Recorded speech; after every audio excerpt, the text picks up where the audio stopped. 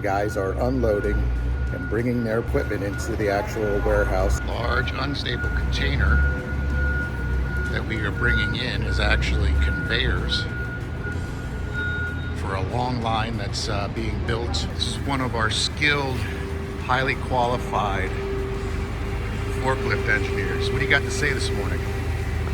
Nothing new, easy peasy. Easy peasy. It's always easy peasy for him. Sometimes the crates are wedged in because the factory will certainly make space. 2 new 7,000 compact units.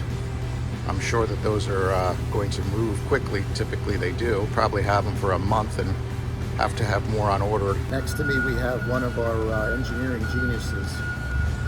He's calculating and making sure our stock is correct. He won't look at me because I'm talking about it. Here the guys are pulling out one of our T45 extended length tunnels. We sell these with our promotion series typically. Always in stock, ready to ship.